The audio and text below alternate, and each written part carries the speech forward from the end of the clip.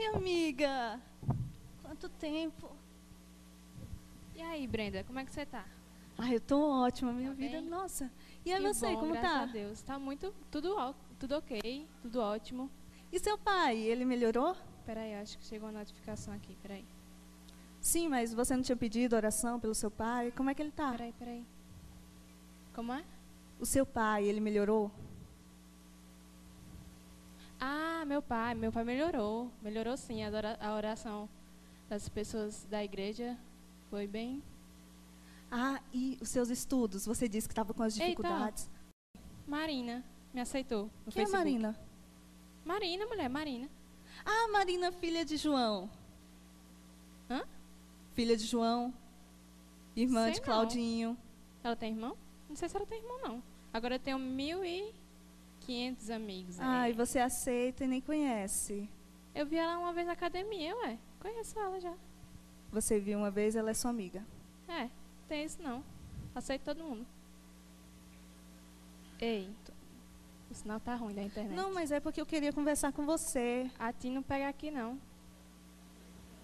Eu tenho que ir. Eu falo com É você sério, depois no Facebook. amiga, No amiga, Facebook eu a gente se fala depois, viu? Até mais.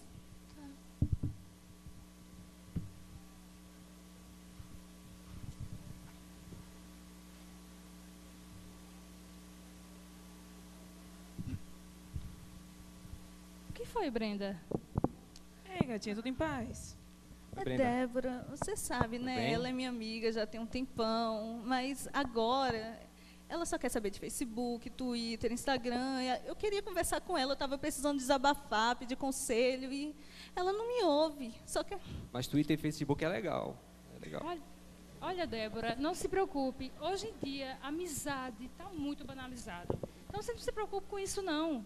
É, tem gente que pensa que ser amigo é só curtir e compartilhar as coisas no Facebook. Pois é. Mas não fica triste não que eu vou te adicionar no meu Facebook. Não, por favor, né? Aí prometo compartilhar todas as suas publicações. Não tem Edson, importância. ajuda? Pois é, ajude, por favor. Ó, vamos fazer o seguinte, eu tenho uma ideia. Nós que somos amigos e vivemos fora do Facebook, vamos tomar um suco com a gente, aí você conversa direitinho e conta o que está Tá acontecendo. bom, obrigada. Bora, Vamos. vamos. Então até logo. Boa noite para todos. É um prazer tê-los aqui conosco. Este é um momento especial, onde ficamos felizes por reencontrar amigos, mas principalmente por estarmos aqui para adorarmos a Deus. Não é verdade? Desde o domingo passado, nós começamos aqui uma série especial de domingos especiais, onde pretendemos aqui estudar sobre o nosso cotidiano e aprender importantes lições com aquilo que acontece em nossa volta constantemente. E hoje nós temos um tema para apresentar para vocês também. E o título do tema de hoje, ou melhor, o título da apresentação de hoje é Conexão Social. É um tema bastante interessante, sugestivo. Vocês sabem que em nosso dia a dia, constantemente, nós lidamos com pessoas. Em qualquer estrutura cultural, seja em casa, seja na praça, seja na escola, seja no trabalho, estamos cercados por pessoas constantemente. Isso porque relacionamentos são importantes. E sem eles nós não existiríamos. Há um certo historiador e filósofo americano que viveu no século XIX, chamado Henry David Thoreau. Este homem, ele publicou alguns livros que influenciou pessoas ou personalidades importantes da história. Eu poderia mencionar para vocês o pacifista hindu Mahatma Gandhi. Também ele influenciou o próprio Lev Tolstói. E ele escreveu em um dos seus livros algo interessante que eu gostaria de compartilhar com vocês. Ele escreveu justamente esta frase: nunca encontrei uma companhia mais sociável que a solidão. Ele escrevia em seus livros sobre a sua insatisfação com a vida em comunidade. E por essa razão ele escreveu esta frase em um dos seus livros que, vocês sabem, se choca radicalmente com aquilo que a Bíblia fala sobre o ser humano. Porque nós, seres humanos, homens e mulheres, somos seres sociais. E por essa razão nós temos a necessidade de vivermos cercados por pessoas constantemente. O livro de Gênesis, por exemplo, no capítulo 2, versículo 18, consta esta frase aí: não é bom que o homem fique sozinho. Farei alguém que o ajude e faça companhia a ele. Não é bom que o homem fique sozinho. A Bíblia tem razão quando ela fala que não é bom que o homem fique sozinho, não é? E a maior prova disso é você. O fato de você estar aqui. Afinal de contas, se esta frase não fosse verdadeira, provavelmente você não estaria aqui. Você estaria, quem sabe, trancafiado dentro de um quarto, ou estivesse vivendo, morando em um lugar isolado aqui do nosso país. Quem sabe Afrânio. Nada contra os afranienses, hein? Vocês sabem que um doutor chamado John Cacioppo, um norte-americano, neurocientista e psicólogo da Universidade de Chicago, nos Estados Unidos, ele fez uma importante pesquisa sobre a solidão. Ele entrevistou 5.000 homens, 5.000 pessoas. E nesta pesquisa, ele descobriu que a solidão ela é tão nociva quanto o cigarro e tão prejudicial quanto a própria obesidade. E ele publicou as suas considerações em um livro chamado Solidão, a Necessidade de Conexão Social. E além destas coisas, a solidão ela pode provocar o aumento da pressão arterial, a elevação dos níveis de estresse, doença de Alzheimer, uma sensação profunda de infelicidade e, além do mais, pode conduzir o indivíduo à morte. Isso porque a solidão afeta o sistema imunológico da pessoa. Então eu acredito que a pesquisa deste doutor confirma esta frase, estas palavras. Não é bom que o homem fique sozinho. Porque ficar sozinho significa estar sujeito a não poucas, mas muitas doenças, muitas enfermidades. A solidão contraria o ideal proposto para a vida humana, onde viver significa estar em conexão com o outro. É por essa razão, queridos, que nós devemos aproveitar o nosso cotidiano, o nosso dia a dia, para suprir essa necessidade que nós temos e os outros possuem também, e formalizar novas amizades. As relações humanas elas são tão importantes que a maioria dos campos de estudo das faculdades ou universidades estudam sobre esse assunto. A sociologia, por exemplo, que estuda o homem como um ser social, a antropologia, que estuda o homem em seu contexto ou cultura, a própria medicina, que encara o homem como um ser biológico. Acontece que quando nós estudamos sobre os outros, ou discutimos sobre eles, nós aprendemos muito a respeito de nós mesmos, não é verdade? É assim que a coisa acontece. E é por essa razão que eu tenho um conselho importante para vocês aqui. É um conselho bem óbvio. E o conselho é esse: tenha novos amigos. Às vezes nós fracassamos, nós erramos, falhamos, simplesmente porque deixamos de lado aquilo que é muito óbvio, não é verdade? Tenha novos amigos. Vocês sabem que alguns sociólogos, eles costumam classificar as famílias em 3 tipos. E o primeiro tipo é a família nuclear. Aquela típica família formada por papai, mamãe e filhos. O segundo tipo de família é a família parental, que, como o próprio nome sugere, é formada pelos nossos parentes. Tios, tias, primos, avós, e, infelizmente, a sogra. E o terceiro tipo de família é a família socioafetiva, formada justamente pelos amigos que constituímos. Então, quanto mais amigos nós tivermos, maior será a nossa família socioafetiva. E eu quero dizer para vocês que dificilmente você teria condições de escolher a sua família parental ou sua família nuclear, mas sua família socioafetiva você pode escolher. É por essa razão que dizem que os nossos amigos são os irmãos do coração. E na verdade o sábio Salomão, ele escreveu o seguinte: o verdadeiro amigo é mais próximo que um irmão. Isso está em Provérbios. O verdadeiro amigo é mais próximo que um irmão. Mas como conquistar novos amigos? Como ampliar a nossa rede de relacionamentos? Para uma pessoa que é naturalmente carismática, isso não é tão complicado de se responder. Mas não faz muito tempo eu visitei um rapaz que estava passando por sérios problemas. Ele estava pensando seriamente em abandonar a faculdade, estava tomando remédios controlados, e além disso ele sofria com insônia, simplesmente porque não conseguia fazer novos amigos. É por essa razão que um casal chamado Alan e Barbara Pease, eles se especializaram a escrever sobre relacionamentos. E um dos livros que esse casal escreveu é Como Conquistar Pessoas. Esse livro ele já vendeu mais de 12 milhões de exemplares. E nesse livro nós encontramos 28 técnicas para que você tenha condições de conquistar uma pessoa. E é interessante que estas técnicas elas foram feitas ou criadas a partir de 3 princípios da natureza humana. E eu gostaria de apresentar estes princípios para vocês. E o primeiro princípio é o princípio da importância. As pessoas precisam sentir-se importantes. Isso é interessante ou não é? As pessoas que estão ao seu lado precisam sentir que ela é importante para você. E eu gostaria de dizer para vocês que a necessidade de sentir-se importante é maior do que nossas necessidades fisiológicas, por exemplo, como a necessidade de alimentar-se, porque uma vez que você tenha se alimentado, a fome passa, não é? A nossa necessidade de nos sentirmos importantes é maior do que a nossa necessidade de nos sentirmos seguros, porque uma vez seguros, isso deixa então de ser um problema. Sentir-se importante é uma necessidade humana permanente. E essa é uma das características que distingue um ser humano de um animal.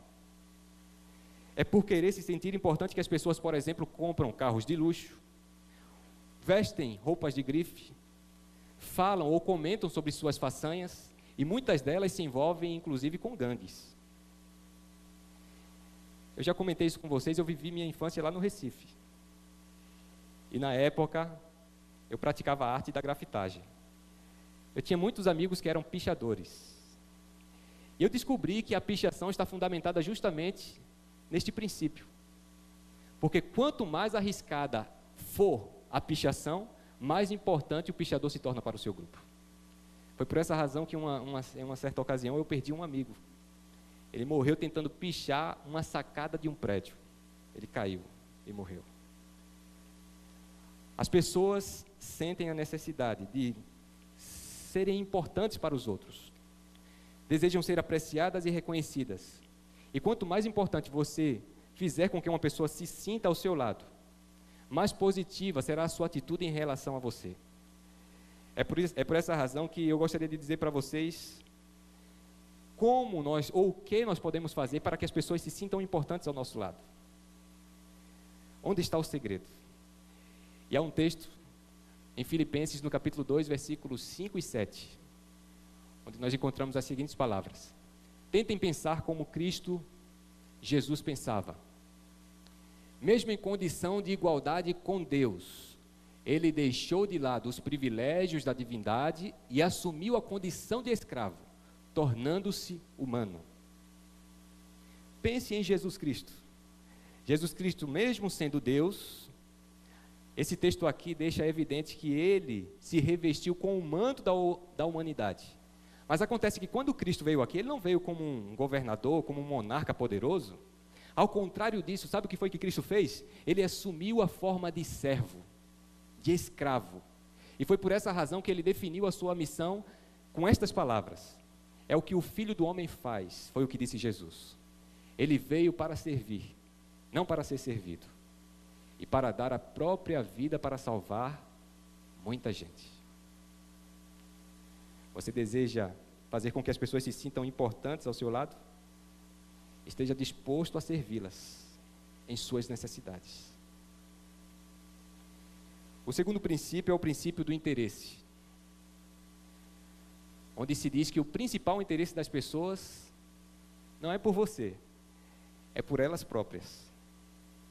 Uma certa vez eu escutei um palestrante motivacional chamado Gilcler Regina, onde ele dizia que quando um amigo seu estiver contando uma das suas façanhas, você não tente interromper o seu amigo, contando algo parecido ou superior àquilo que ele está falando. Mas deixe que ele seja herói pelo menos uma vez na vida. Não é verdade? Isso tem tudo a ver com esse princípio, queridos. Sabe por quê? Porque as pessoas estão muito mais interessadas nelas mesmas do que em você. Portanto, quando você desejar formalizar uma nova amizade com alguém, e você se posicionar ao lado dessa pessoa, não fale sobre você, fale sobre ela, fale sobre o cabelo dela, o carro dela, o tamanho do pé dela, fale sobre a família dela, os sentimentos dela, fale sobre você, a não ser que ela inquira isso, mas elas estão mais interessadas nelas próprias do que em você. E sabe de uma coisa? Isso não significa necessariamente que estas pessoas são completamente egocêntricas, mas isso tem a ver com o seu senso de valor, sua estima, com o amor equilibrado que cada pessoa tem que ter por si mesma.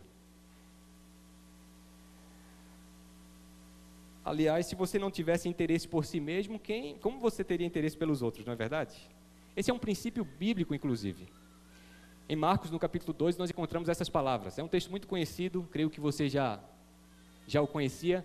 Ame o seu próximo como a si mesmo. Isso significa que a medida que eu utilizarei para me amar, será a mesma medida que eu utilizarei para amar aquele que está ao meu lado. Não é verdade? Então, queridos, eu tenho uma experiência para apresentar para vocês do Novo Testamento. Esta é a experiência de dois homens, um chamado Natanael, outro chamado Filipe. Filipe foi até Natanael e falou para Natanael sobre Jesus de Nazaré. E sabe qual foi a reação dele? Ali está, na primeira frase. Nazaré? Pode vir alguma coisa boa de lá? É claro que essas palavras expressam o desdém e o desprezo de Natanael por aquele lugar. E tudo que adivinha de lá também, né? Mas quando encontrou-se com Cristo, é interessante as palavras de Jesus. Jesus não falou sobre si mesmo. Ele não tentou quebrar o preconceito de Natanael. Sabe qual foi as primeiras palavras que Jesus disse para Natanael? Estão ali. Aí está um verdadeiro israelita, em quem não há falsidade. Jesus elogiou Natanael. Natanael, e de onde você me conhece? Antes de Filipe te chamar, eu já havia te visto. Natanael então se sentiu importante. Cristo não falou sobre si mesmo, não tentou defender a sua messianidade. E para a surpresa de todos, por fim Natanael fez aquela declaração surpreendente. E o que ele disse? Mestre, tu és o Filho de Deus, tu és o Rei de Israel. Essa sim é uma frase de aceitação. Jesus Cristo finalmente conquistou a amizade e a confiança de Natanael. O terceiro princípio é o princípio da lei do retorno. A lei do retorno equivalente. Isso significa que se você agir de forma positiva, a tendência é que as pessoas atuem de forma positiva para com você. Mas se você for uma pessoa negativa, acontece que você vai receber em contribuição uma ação equivalente. Se você faz um favor para alguém, a tendência é que a pessoa busque uma oportunidade para prestar um favor a você. Se você contribui de alguma forma, a pessoa procurará uma ocasião para contribuir com você. Se você dá um carro novo para o pastor, pelo menos um cartãozinho você recebe. Mas você recebe alguma coisa. Isso chama-se de lei do retorno equivalente. As pessoas agem como espelhos. E é por essa razão que, para conquistar novos amigos, nós temos que ser simpáticos, temos que ser gentis, porque ao contrário disso, se nós agirmos com distanciamento, e se formos também indiferentes, a tendência das pessoas é pensar que você é rude, antipático e convencido. E elas agirão desta forma. Há um texto que expressa muito bem a lei do retorno equivalente. É esse texto aqui. Não julguem para que vocês não sejam julgados. Pois da mesma forma que julgarem, vocês serão o quê? O retorno equivalente. E esse outro aqui muito interessante. Como vocês querem que os outros lhes façam, façam também vocês a eles. Esta é a lei do retorno equivalente. Eu quero contar para vocês a história de um rapaz chamado Christopher McCandless. A sua história foi publicada em um livro em 1996. Tinha formação em História e Antropologia. E embora pertencesse a uma família financeiramente bem-sucedida, Christopher, ele era inconformado com o materialismo, mas também com a superficialidade da vida das pessoas que viviam nos grandes centros urbanos. E foi por essa razão que ele resolveu fazer uma viagem. E nem a sua família sabia acerca disso. E o seu desejo era ir para o Alasca, viver isolado, distante de todas as pessoas.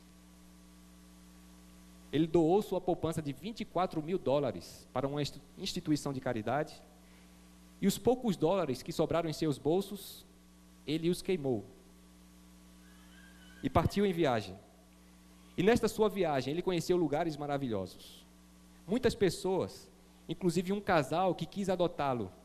Um senhor, um homem já velho, que vivia sozinho, que quis adotá-lo como um neto. Mas ele tinha um objetivo. E o seu objetivo era se distanciar para viver sozinho, solitário, lá no Alasca. Sabe o que aconteceu, queridos? Ele conseguiu sobreviver por 4 meses no Alasca. Ele viveu em um ônibus abandonado. E em novembro de 1992, o seu corpo foi encontrado já em decomposição, ele estava morto. Mas ele mantinha um diário onde ele escrevia sobre as suas experiências. E uma das suas últimas frases, que foi encontrada ali naquele diário, foi esta: a felicidade só é verdadeira se for compartilhada. A felicidade só é verdadeira se for compartilhada. Alguns caçadores que foram os responsáveis por terem encontrado o corpo daquele rapaz, perceberam que por todos os lados, naquele ônibus, ele escreveu SOS, era um pedido de socorro. Imagina-se que ele tenha morrido envenenado, porque ele se alimentava das ervas e dos animais que ele conseguia caçar. Mas não havia ninguém que pudesse ajudá-lo. O livro de Eclesiastes diz assim: é melhor ter companhia do que estar sozinho. Se um cair, o amigo pode ajudá-lo a levantar-se, mas pobre do homem que cai e não tem quem o ajude a levantar-se. É possível que eu esteja falando com pessoas que se sentem só. Há quem diga que a verdadeira solidão é aquela que você sente falta de um amigo de verdade. Por isso, embora nós estejamos aqui em meio a um bom grupo de pessoas, é possível que você esteja se sentindo só. Você sente falta de um amigo verdadeiro, de um amigo autêntico. Porque as amizades que são formalizadas através das redes sociais são amizades superficiais, na maioria das vezes. E por isso nós temos essa carência, essa necessidade de termos amigos verdadeiros. E é justamente neste momento que, quando nós olhamos para a Bíblia, nós encontramos o próprio Jesus dizendo: já não os chamo de servos, porque o servo não sabe o que faz o seu senhor. Em vez disso, eu os tenho chamado amigos, porque tudo que eu ouvi de meu Pai, eu lhes tornei conhecido.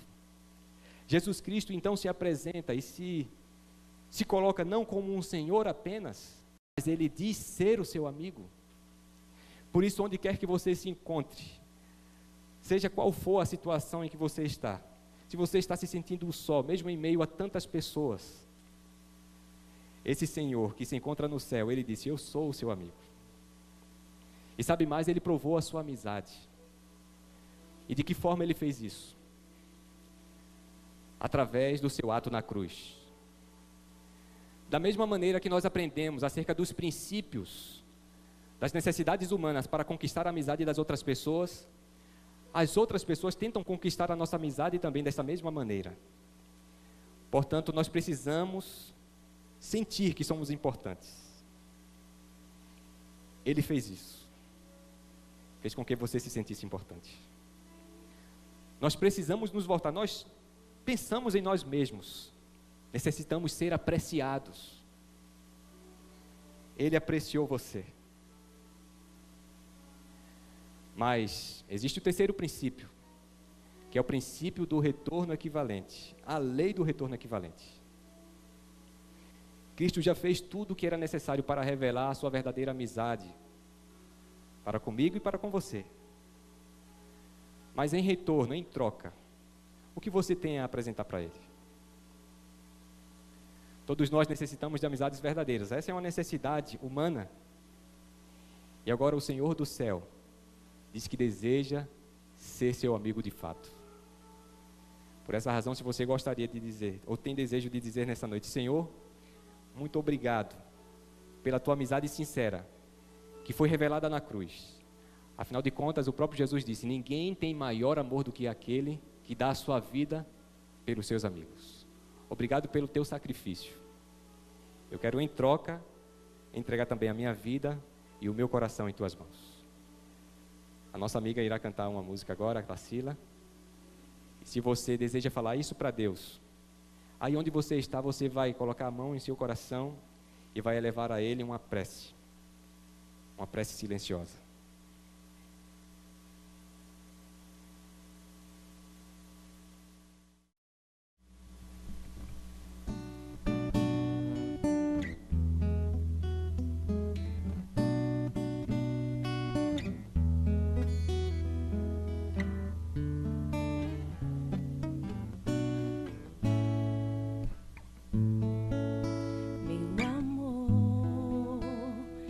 Jesus,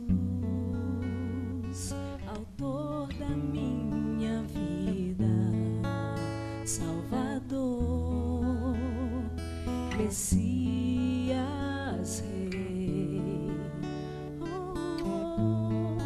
Consolador, tudo que eu preciso pra viver, Senhor, meu melhor amigo. Eu não preciso de mais ninguém. Se tenho a ti, está tudo bem. És meu pastor, nada faltará. Meu melhor amigo, meu Jesus, meu melhor amigo, meu Emanuel, Deus comigo, meu Jesus, príncipe da paz, doce como o mel, Deus comigo, meu melhor amigo. Lararalaia, laraialaia,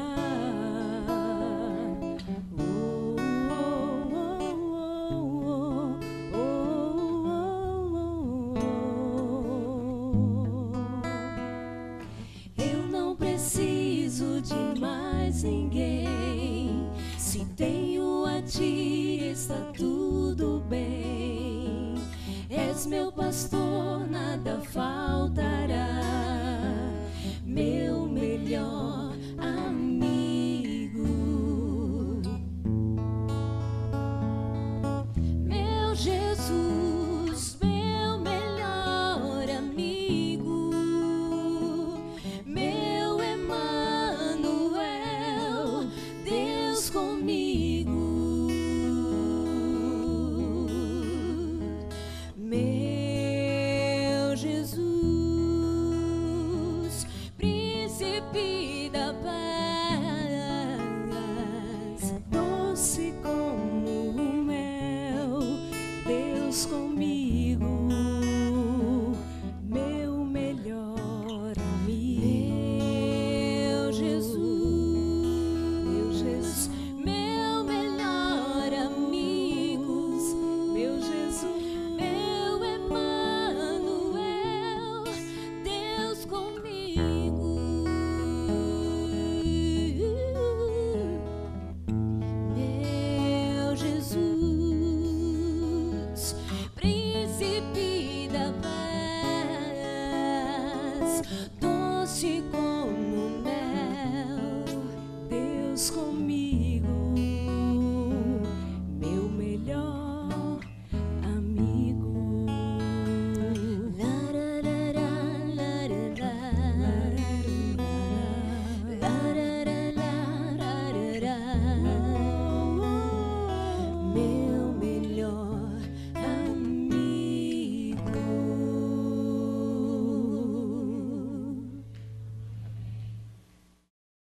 Nós estamos preparando uma classe especial que nós estamos chamando de Encontro de Amigos, onde temos a oportunidade de compartilhar experiências e aprofundar o conhecimento que podemos ter sobre esse amigo que é Jesus Cristo. Não vai demorar muitos dias e nós iremos apresentar para vocês quais são as datas, os horários, para aqueles que desejarem então estudar a Bíblia, conhecendo então melhor sobre Cristo, para que tenham essa oportunidade, tá bom? Vamos fazer uma oração. Obrigado, Senhor, por este momento tão especial. Obrigado pelo estudo desta noite. Obrigado porque Jesus Cristo está disposto a satisfazer a necessidade que temos de possuirmos amigos de verdade. Obrigado por tudo o que Ele fez para demonstrar apreço, valor, para cada um que aqui está. Obrigado pelos amigos que temos aqui também. Ajuda-nos para que valorizemos cada um deles, mas também dá-nos sabedoria para que apliquemos esses princípios em nosso dia a dia, em nosso cotidiano, para que ampliemos a nossa rede de relacionamentos. Em nome do Senhor Jesus Cristo nós oramos e te agradecemos por tudo. Amém.